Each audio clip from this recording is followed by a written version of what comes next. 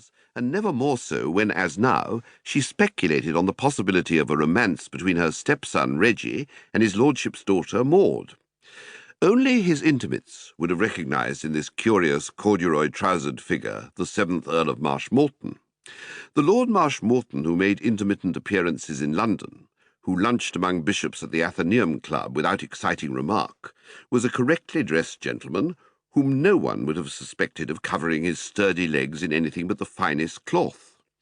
But if you will glance at your copy of Who's Who and turn up the M's, you will find in the space allotted to the Earl the words hobby, gardening, to which, in a burst of modest pride, his lordship has added, awarded first prize for hybrid teas, Temple Flower Show 1911.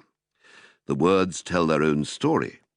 Lord Marshmoreton was the most enthusiastic amateur gardener in a land of enthusiastic amateur gardeners. He lived for his garden. The love which other men expend on their nearest and dearest, Lord Marshmoreton lavished on seeds, roses, and loamy soil.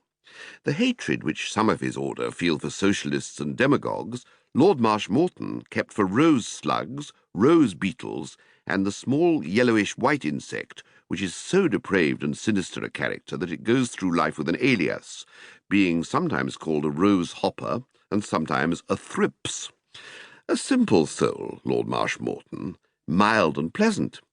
Yet put him among the thrips, and he became a dealer out of death and slaughter, a destroyer in the class of Attila the Hun and Genghis Khan.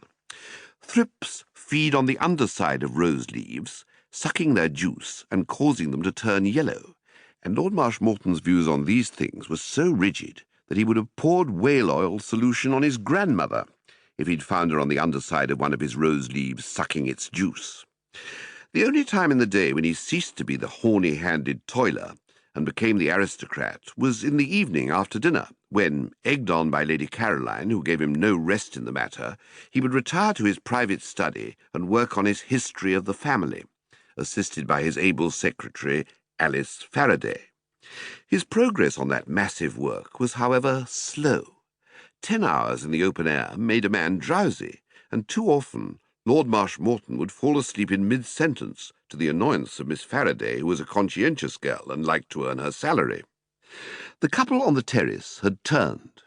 Reggie Byng's face, as he bent over Maud, was earnest and animated, and even from a distance it was possible to see how the girl's eyes lit up at what he was saying. She was hanging on his words. Lady Caroline's smile became more and more benevolent. "They make a charming pair," she murmured. "I wonder what dear Reggie is saying. Perhaps at this very moment—" She broke off with a sigh of content. She had had her troubles over this affair.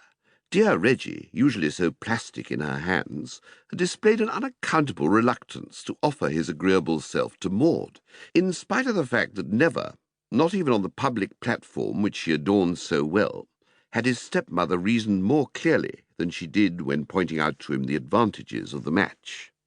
It was not that Reggie disliked Maud. He admitted that she was a topper, on several occasions going so far as to describe her as absolutely priceless, but he seemed reluctant to ask her to marry him. How could Lady Caroline know that Reggie's entire world, or such of it as was not occupied by racing cars and golf, was filled by Alice Faraday? Reggie had never told her. He had not even told Miss Faraday. "Perhaps at this very moment," went on Lady Caroline, "the dear boy is proposing to her."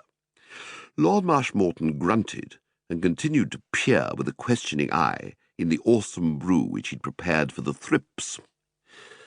"One thing is very satisfactory," said Lady Caroline. "I mean that Maud seems entirely to have got over that ridiculous infatuation of hers for the man she met in Wales last summer. She could not be so cheerful if she were still brooding on that. I hope you will admit now, John, that I was right in keeping her practically a prisoner here, and never allowing her a chance of meeting the man again, either by accident or design. They say absence makes the heart grow fonder. Stuff! A girl of Maud's age falls in and out of love 6 times a year. I feel sure she's almost forgotten the man by now." "Eh?" said Lord Marshmoreton.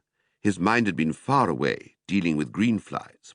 "I was speaking about that man Maud met when she was staying with Brenda in Wales." "Oh, yes.